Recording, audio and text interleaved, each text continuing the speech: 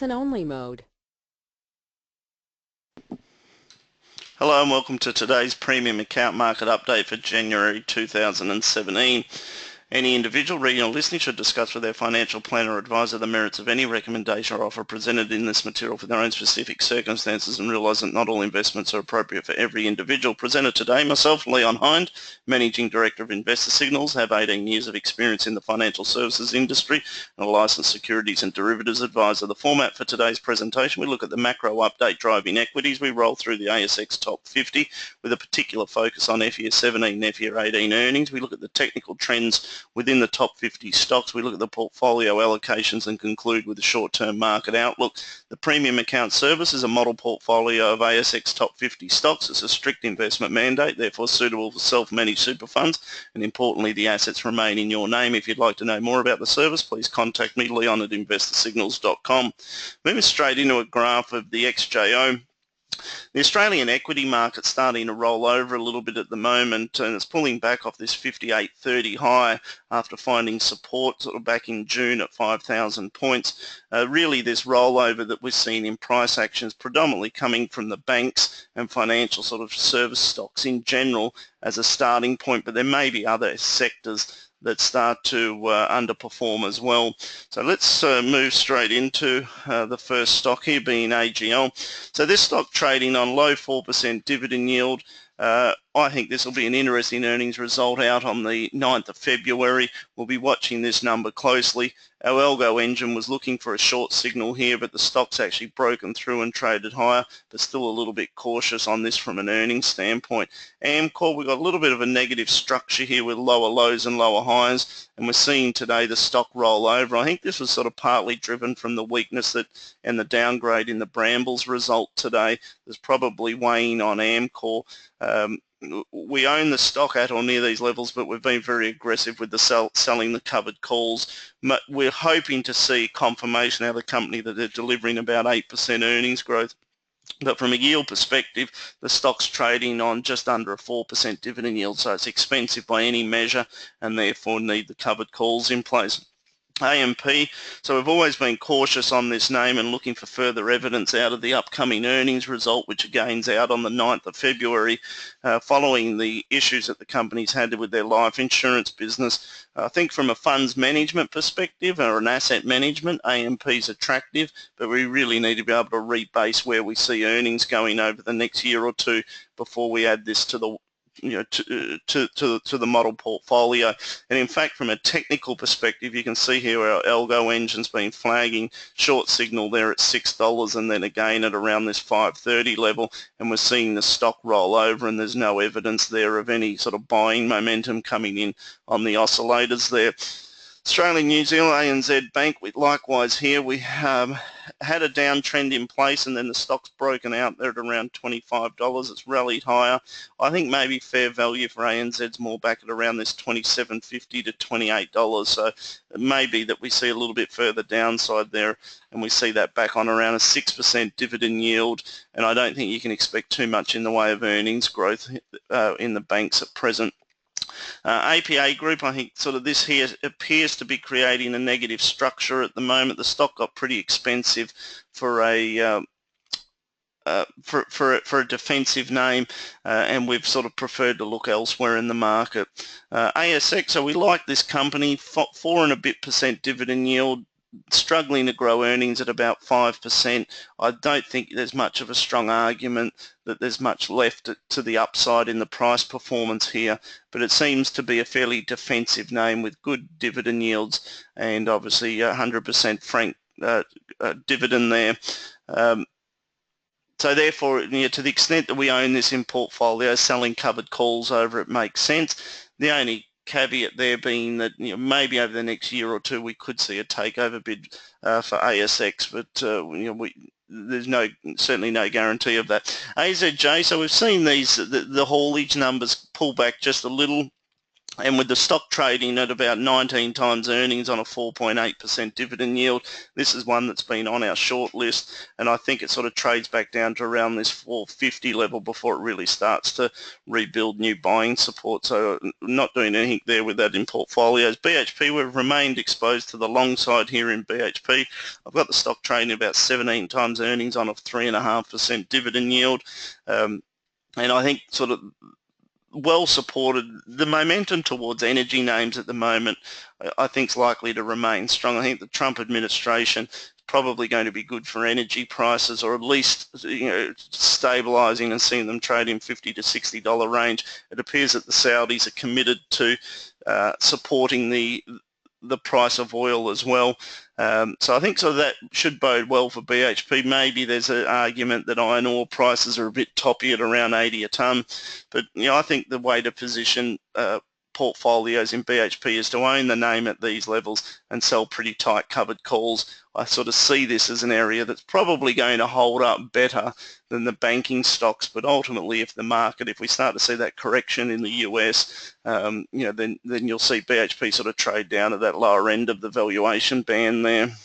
Brambles, we've seen the earnings downgrade today after the market expecting sort of close to 8 to 10% earnings growth. The companies confirmed that they're only going to deliver 3% earnings growth, so the stock price was savage, and that's really a function of what I've been warning about on the blog, that the stock trades on a very high PE, around 21 times earnings, and only on a 2.8% dividend yield. And if you're only growing earnings at 3 to 5%, I think the stock's worth $10. It finds support there. I think it trades higher, though it'll turn out to be a good buying opportunity on this weakness down here. CBA, so we've seen this roll over, and I think as sort of with ANZ, I'm not particularly bearish on the bank short term, in that I don't think it's a reason not to have any exposure to them. However, in saying that, we have a very minimal exposure in our portfolios to the banks, and to the extent that we do own them, we've actually hedged them into sort of this February period. In the case of CBA, what we've done there is we've sold in the money calls at $81 into March. We've got $2.50 of call option premium for that, and it keeps us exposed to the upcoming dividend, and I think sort of ultimately fair value for CBA's at around that sort of $80 level, which again takes into account about just over a 5% dividend yield, and the fact that earnings will grow between sort of 1 to 4%. Coca-Cola, we don't mind this name relative to other areas of the market. We think if volatility picks up, Coca-Cola probably should do all right. Fair values between sort of $9.50 and $10.50. We don't see it doing anything more than that, but owning it at these levels and selling a fairly tight covered call at around $10.25 makes sense, given that we've started to see the early signs of the company delivering about 3 to 5% earnings growth. I've got Coca-Cola trading on about 18 times earnings on about a 4.7% dividend yield. Computershare, I think this is expensive. We're looking forward to the earnings result here. I think we've got that on the 15th of February. I think this is a short opportunity, and maybe fair value could be back more at around $11 than rather $12.50. CSL upgraded their earnings, 20% earnings growth. The market was only looking for 10.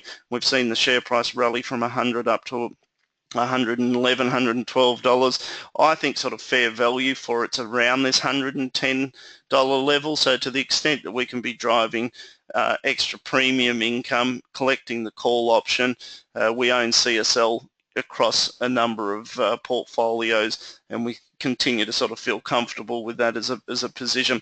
Caltex, again, in an environment where equity volatility may pick up, I think Caltex looks all right at 14 times earnings, 3.7% dividend yield, should deliver about 8% earnings growth. I would expect this earnings result to help support the share price, and maybe it trades up to $32, but definitely look to sell covered calls over that. Dexus, some of these property names are under pressure. Dexus has not been one that is our preferred allocation. Goodman Group we like. We've seen it bounce off this sort of 630 level, trade up to $7. If you go back a few months ago, towards the end of last year, I'd spoken about the likelihood of these property names having a rally in sort of that December period, and I highlighted that you shouldn't expect to see them rally any more than sort of 50% recovery of the prior sell-off, and that's really what's happened here.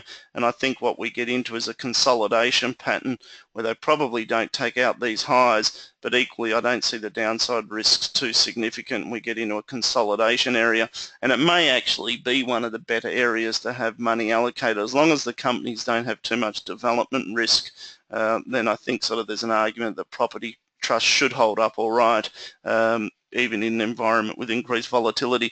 GPT, we don't mind this name, 16 times earnings on a 5% dividend yield.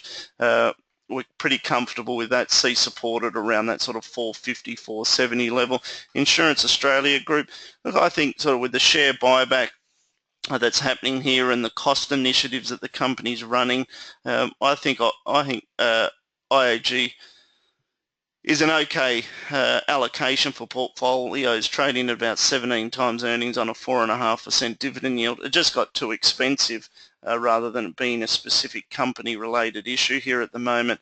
At 550, I think it's really worth taking a look at that again if we see a little bit of weakness over the week or two ahead. And we actually own IAG in portfolios, and we've been pretty aggressive with selling the calls up at around $5.90. IPL, this is another name that's on our radar. If we see a pullback to around this 320, 330 level on any weakness, we look to add IPL. James Hardie's a name that we've been fairly active in, but a little bit cautious here at it. Given the high PE that it trades on at around 26 times earnings on a 2.5% dividend yield, we'll need to see around 15% earnings growth just to support the current valuation. But I've got a feeling that the sort of market's willingness to pay for high PEs is starting to diminish, and I think just for that reason, James Hardie probably at best just trades sideways. So we have owned it at lower levels. We've been aggressive with the covered calls, and we've allowed sort of capital growth along the way. But I think sort of right now the view is you really want to be selling at the money calls and ultimately looking at maybe delivering James Hardie and stepping aside towards sort of the middle of the year from exposure there to James Hardie. Ledley, so this name looks okay from a valuation perspective at around 13 times earnings on a 4.5% dividend yield. I think sort of fair values maybe up here at around 14.50. We've been pretty aggressive and sold covered calls at 14.25, and this is another name where if we can end up delivering it and being on the sideline, that's our objective there with Lendlease. Mirvac Group not doing there at present. Medibank Private, I think this is a name that you can feel pretty comfortable with holding it in portfolios. Fair value on a yield basis, probably about $2.60. That puts it on about 18 times earnings and just over a 4% dividend yield. So any weakness that the market has, and we see this sort of trade at around this 260 level, I think it's worth adding that into portfolios. And when you make a comparison, which names do you want to be exposed to this year? Do you want to be exposed to property development, or do you feel a little bit more comfortable with Medibank Private? And I think that's the way to kind of think about your portfolio allocations over the next 3 to 6 months, given the chances of volatility picking up around and predominantly it's around US earnings and whether the market changes its perspective on what it sees as realistic forward earnings growth for the S&P 500, given that revenue growth has been still hard to come by in the recent results. Macquarie Group, so I think again it's going to be buffeted by what's happening in the US there, but maybe fair values back down somewhere around this $80 level. And that would put the stock on about a 14 times earnings and a 5% dividend yield. So to me, that's about where it sits. I don't see them delivering too much above the sort of $2.1 billion profit that the market's expecting. So, without sort of upside surprise there, I think sort of around that $80 fair value. NAB in line with all the Aussie banks. I don't see any major risks, in the next week or two, but ultimately the issue here is there's not much in the way of earnings growth, and at 5.5% dividend yield, NAB probably should be trading more at around $28. Newcrest, just interesting there to see the recovery in gold, and again, if we do get a pickup in volatility, it'll be interesting to see whether Newcrest can sort of trade higher and break through that 2250 level. Origin Energy, this is a name that we've liked as a recovery play.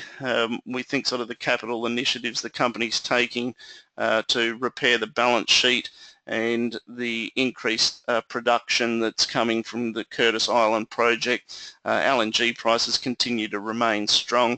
We had a buy signal on the algo down here at $5. I think it's probably short-term getting close to its resistance level, and I'd expect it to really consolidate before we see more news out of the company around the upcoming float. And the proceeds of that going to retiring debt for Origin. Orica not doing there at present. Oil Search, sort of around this $7 level. I think Oil Search looks okay, but selling tight covered calls at around $7.50. Qantas, resistance here at around $3.50. I'll be watching this one closely to see if price sort of struggles, and we may start to see that sort of roll over. QBE Insurance, we've seen US bond yields pull back from about 2.64% back to around 2.4%, and that's just weighing on the price performance here of QBE. Obviously, the higher interest rates are in the US, the more insurance companies earn for money on deposit. So as the US interest rates have pulled back, we've seen sort of QBE come back as well. If you formed a view that US rates maybe settle somewhere back around 2.25, then fair value for QBE is about $11.50, and it should find support at or near that level. Ramsay Healthcare, we like this. We acknowledge that it's expensive, up at about 27 times earnings on a 2% dividend yield. But again, if we get volatility picking up, I think this is a stock that you could keep an eye on. If we were to see it trade back down at around maybe $65, I suspect it turns out to be a good buying opportunity. Rio, in line with our view, I think BHP and Rio, we're seeing them hold up better than the financial services stocks at the moment, but ultimately if we start to see the market roll over, these commodity names will do as well, and we're starting to see the early signs of that coming through with South 32 today. Pulling back from its highs. Scentre Group, so we like this name, a little bit like Medibank. I guess we look at this and go, okay, from a volatility perspective, we feel more comfortable having money in something like this name. Selling very tight covered calls at around the 460 level. Delivers us around 10-12% cash flow from the call option income and the dividend, and therefore we're okay with Scentre Group just moving sideways over the next 6 months. And again, if volatility picked up, we don't see that being buffeted quite as much as other areas of the market. Seek, we like this name. We've always sort of said, be a little bit cautious, and we really need to see the upcoming earnings result and confirmation that the company's going to deliver so at least 10% earnings growth. The structure that worries me a little bit here at the moment is the lower lows and lower highs. And for that reason, we're sort of not. We certainly don't have an overweight position to seek. To the extent that we do own it, we've been pretty aggressive with selling covered calls and not really allowing too much in the way of capital growth there at the moment until we see the upcoming earnings results. Stocklands. So I think probably while Stocklands is growing earnings at around 6-7%, the stock's on a 5.5% dividend yield. There's a lot to like about it from their recent performance over the last 12 to 24 months, but is it the right sector to be in? And I think it's probably okay over the next 3-6 months, but again, I just wonder what the risks look like sort of more towards the back half of this year in Stocklands. So we're watching it closely, keeping an open mind, but it's not a stock that we're allocating towards in portfolios. Sonic Healthcare, we don't mind this name. We acknowledge it's on a reasonably high PE, about 19 times earnings on just under a 4% dividend yield. But again, when we look at sort of the trends that the company's reported in their earnings over the last 12-18 months, earnings growth's accelerating, and I think at $21 the stock is an okay name to be holding in portfolios. Again, complement it with a covered call at around that 22.50 level, and this sort of makes up a cornerstone in most portfolios that we manage. Santos, not doing too much there at present. Suncorp, so we saw this let go again today on on the outlook for lower profits. Our view on Suncorp really was triggered from the algo engine starting to flag, volume picking up on the highs, and we're mindful sort of the low and lower high structure here. So it actually taken profit on our Suncorp exposure at $13.60, and with the call option income that we generated, we really created an exit price of closer to $14. And I think maybe Suncorp actually trades back down to sort of $12 before it starts to find buying support. That would put the stock back on about a 6% dividend yield, and I think historically that's about the right place for Suncorp. I think this rally here was two-part. One, the slight pickup in interest rates, but really it was the tailwind from the better banking share price performance in the US, and then the money that flowed into the Australian financial stocks. And I think Suncorp sort of got on the tail of that, but the stock just became a little bit overvalued. Fair value for us back down around $12. Sydney Airports, so we like this name again, just a little bit cautious of the negative structure in place here, so we're watching this very closely. We do own it, and we've been pretty aggressive with selling the covered calls, so turning that 5% dividend yield into more like 10 or 12%, but watching that one closely from a downside risk, as is the case with Transurban. So whilst we like Transurban, we expect the company to deliver good free cash flow. They should upgrade their dividends to around 50 cents on an annualised basis, puts the stock back on a 5% dividend yield. We are just a little bit cautious of the downward pressure here, and that really started when US interest rates started to move higher, so it's not so much a underperformance at a company level, it's just that rotation where money came out of defensive yield into growth names, and it's a bit too early to tell whether those growth names are going to be, whether that sort of switch is going to happen in another month or two where money comes out of the growth names back into these defensives, and that'll really be a story as to, does US inflation pick up, in which case interest rates rise, or is it more of the same that we'd seen over the last few years where global growth struggles and maybe there's another talk of deflation rather than inflation, and in that environment obviously these defensive yield names will start to do a lot better again. Telstra, so I think the same applies there with Telstra. We like this name. I sort of thought we could see it trade up around $5.50, which would put it back on a 5.5% dividend yield.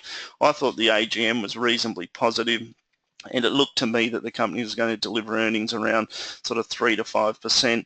But as we go through these stocks, you're seeing quite a number of them seem to have this sort of technical structure of lower lows and lower highs, which often is obviously not associated with a period of prevailing strength in markets. Treasury Wines, I think this is probably one of the standout earnings growth stories for the market.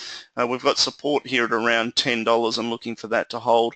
We'll be interested in Treasury's earnings results when they come up on the 14th of February, and I'll keep you updated on the blog as to how they come through. Westpac Bank, so we're seeing Westpac roll over in line with sort of some of the action here in the other banks.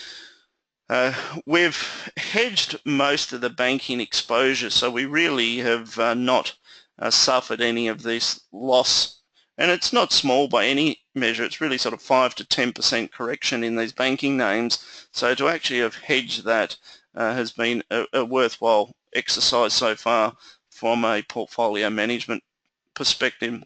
Wesfarmers, I think we've seen sort of the earnings growth come down here in Wesfarmers from 8% to 5%, 3%, and that's mostly driven by the contraction in Coles earnings. The bright light's still Bunnings, growing at close to 10%. Officeworks is doing quite well. So I think when you sort of throw it all into the mix, you'd have to say that fair value for Wesfarmers is probably at $40 on a 5.5% dividend yield. So if we do get a little bit of market weakness and we happen to see Wes down at $39, for instance, I think there's a strong argument that that would deserve a place back in portfolios. And we'll take a look at that when and if that happens. Westfield, so we like this name a little bit along the same way that we look at Scentre Group. We think in an environment where equity market volatility may pick up, something like Westfield and selling a tight covered call over it where we're able to drive 10-12% cash flow from the call option and the dividend, and be comfortable with an asset that just moves sideways as a way of delivering returns for portfolios rather than just chasing long exposure to banks and resources. I think sort of having a look at these defensive names and using the call option income and actually being comfortable with the asset moving sideways and generating 10-12%, when you start to build a part of your portfolio, and at the moment we have a increasing allocation in client portfolios to strategies where we're actually thinking that the bulk of the return will just come through the dividend and the call option, and we don't need to allow too much in the way of capital growth. But given that we're able to generate 12% return, even if we're wrong and the market does move higher, if we're getting 12% return, we don't actually see the growth names doing any better than that. So you're not being rewarded for sort of going out the risk curve. So I think that that's the important message to probably take away from today's recording, is that using other assets that you may not normally look at, either because they're franking credit or slightly lower yield, once you complement it with the covered call, you can actually start to sort of change some of the asset allocation of the portfolio, which helps to provide lower volatility in a down market. And then obviously you can complement that with some hedging strategies as well, which we chat about on occasion on the blog. Woolworths, I think at about $100.20 of earnings per share, dividends at around 80-85 cents, puts a stock on about a 3.75% dividend yield. I think even if they do surprise to the upside, it's probably not going to be much more than about 5%. So if they delivered, say, 90 cents of dividends per share, maybe that puts the stock on about a 4.2% dividend yield, and that would support a valuation up at around 25.50. The surprise here with Woolworths would be, do they announce any sort of special dividend as a result of the proceeds from their recent asset sales? I think they're probably going to keep a strong balance sheet with a view that they're going to invest in their store refurbishment program. So we'll be interested to see. I think that results out around the 22nd of February.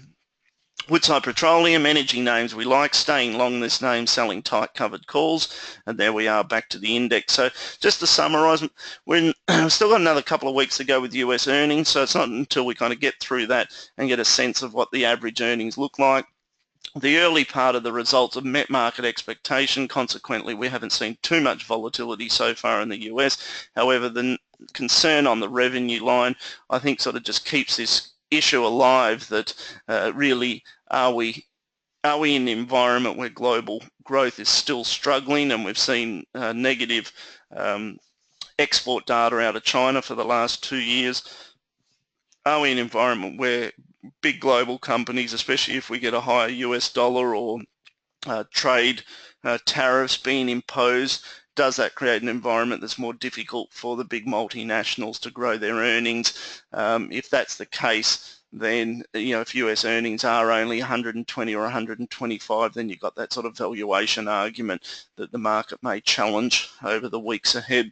And so we're watching this very closely. We think the banks have probably just got a little bit further to go to correct, but maybe that would then tie in with support at around 5,500, and I think the market could hold that level. It's only if we get that sort of that next stage where the resources start to roll over as well that we then sort of move back down and test this 52, 5,300 level. But at this stage, we're just keeping a close eye on things. We're running a fairly defensive portfolio mix and starting to add some short exposure into portfolios as well as a way of hedging, which if you're not familiar with those, visit blog.investorsignals.com, and I'll just sort of bring that up here at the moment to conclude the presentation. So if you go to this domain, blog.investorsignals.com, and you can read some of our daily commentary, which is really just an adjunct to these monthly strategy sessions, but on a daily basis there's snippets of information that we post up there around the strategy that we're running and some of the instruments we're using.